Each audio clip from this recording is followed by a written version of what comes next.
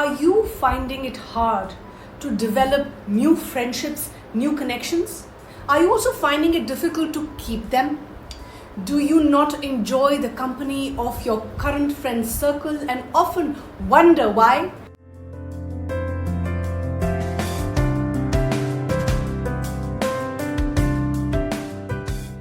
Hi, my name is Jyotika Bedi. I'm the founder of Happiness is Love. Making long-lasting friendships is difficult but not impossible. It's important to have people in our lives who are truly connected with us, but it's not always easy to meet the right people, make a real connection and maintain those friendships. In this video, I'm going to tell you that it is especially true as an adult and even more so right now when the way we socialize has changed so much. And it's very important as parents for us to teach our children good social skills.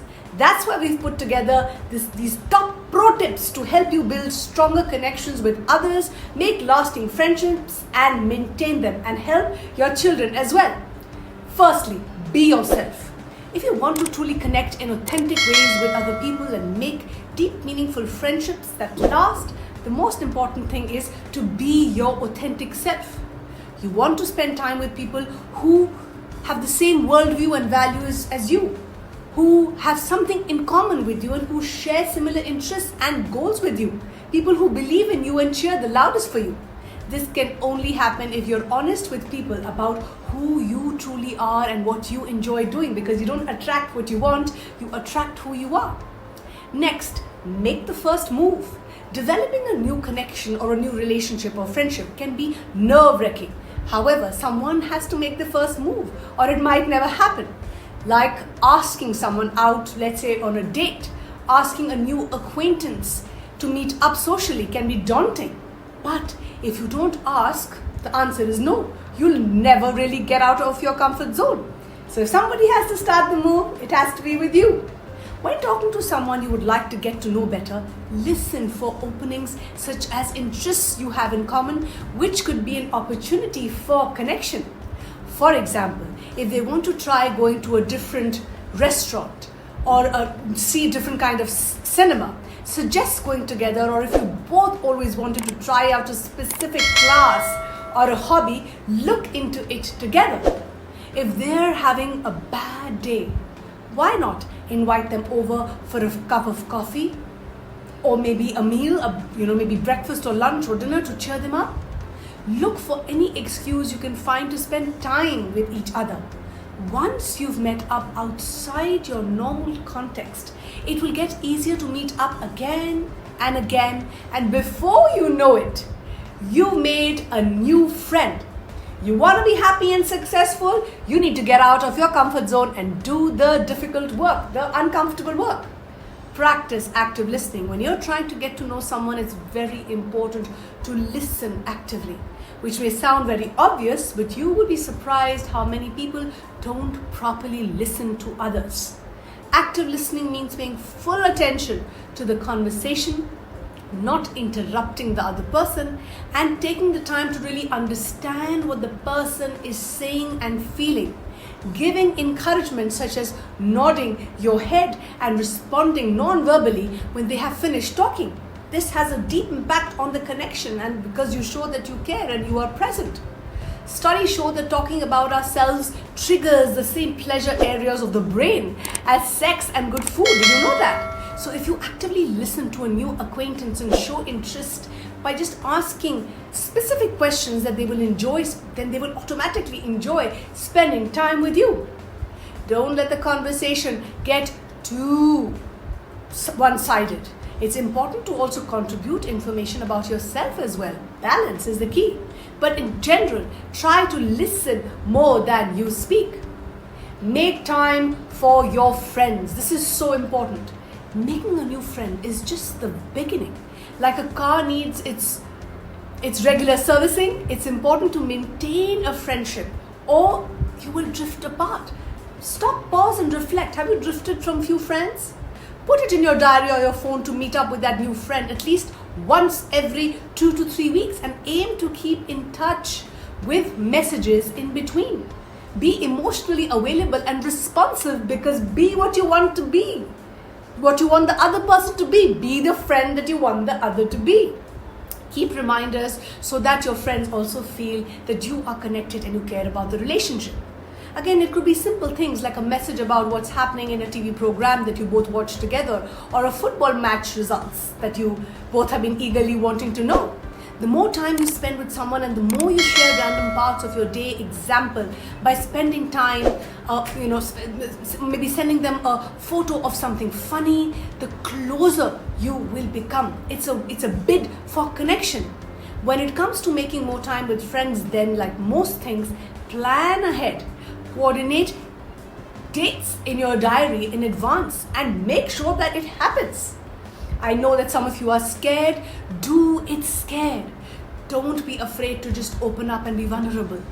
In order to build a truly close relationship or connection, you need to make an emotional investment. So you need to make time as your first investment.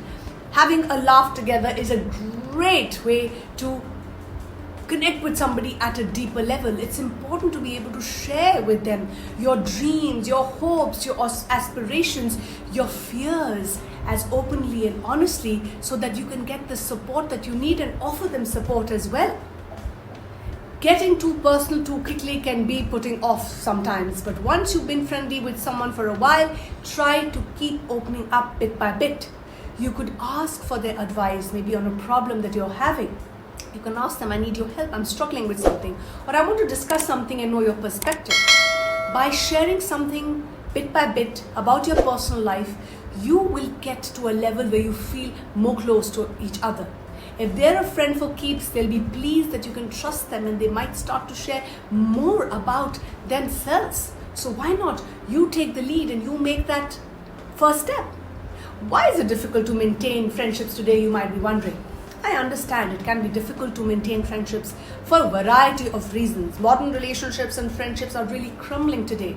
Sometimes people can find themselves in a bad relationship, something that once seemed warm and intimate and caring, but now seems to be lost and broken. So if you dig deep and you ask yourself some self-reflective questions, what happened? Was it you? Was it them? Was it the situation? Something else? The truth is, it could be none of all the above or more. Things happen and some of it is out of our control.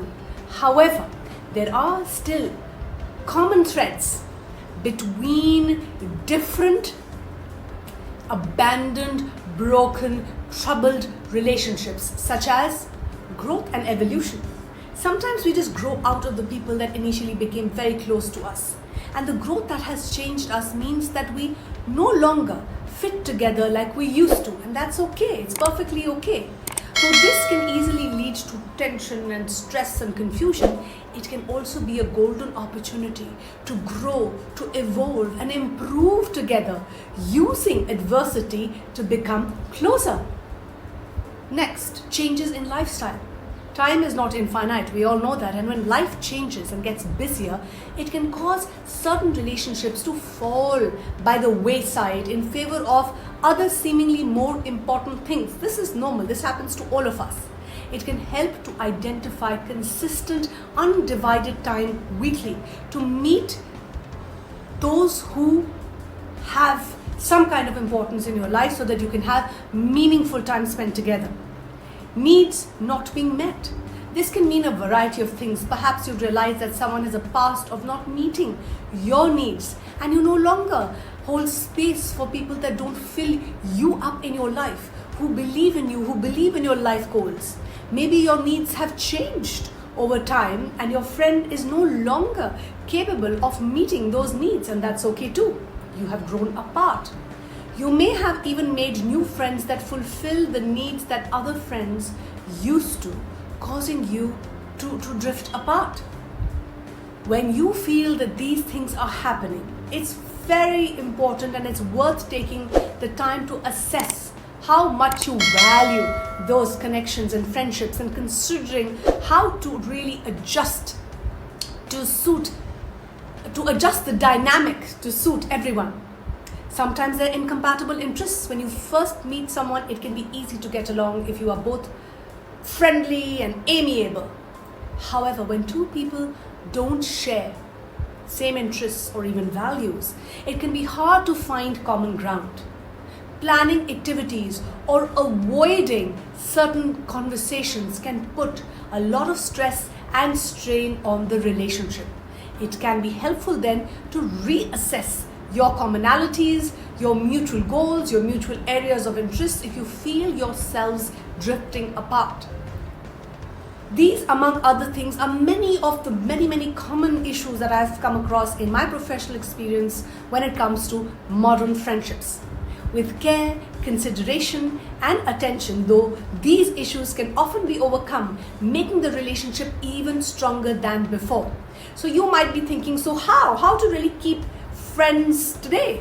What does psychology says? Is there a science behind friendship? Yes, there is science behind friendships.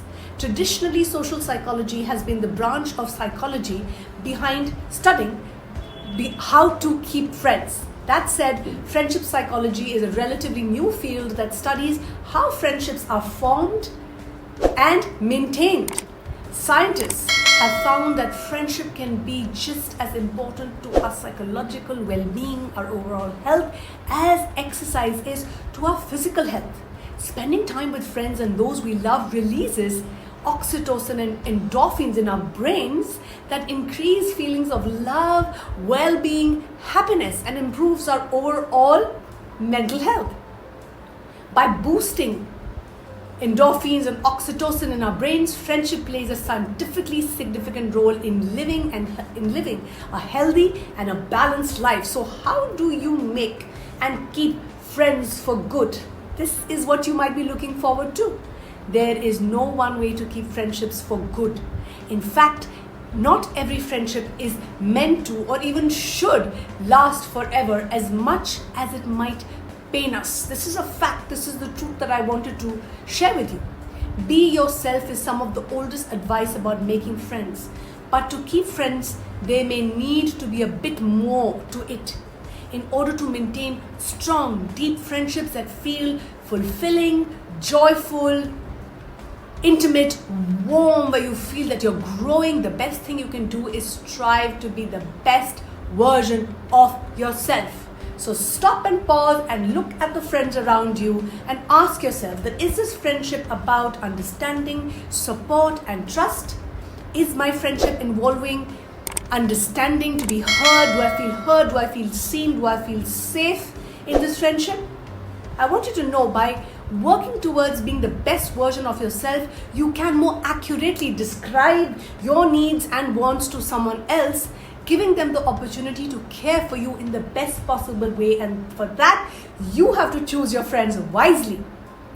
This is what I tell my 3 children. This is an excellent way to foster closeness and communication and being vulnerable, where your friendships make you a better person. They help bring out the best in you. It takes away opportunities for misunderstanding or overthinking or possessiveness and frustration and bitterness. If you are focusing on growing together, if your relationship is making you grow, you know that you have the right set of friendships.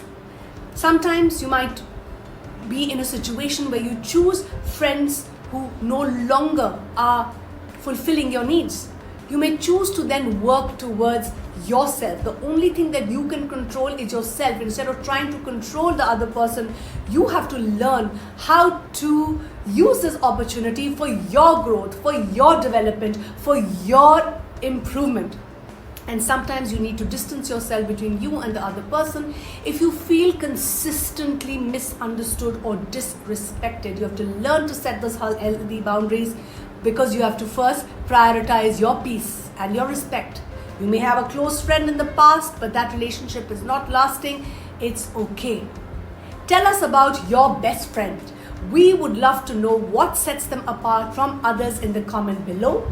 If you're struggling in your friendships, you are not alone. We at Happiness is Love are here for you, because we care and we believe that together we are stronger, together we are better, and together we are building skills that will help us and our future generation. Stay tuned for more.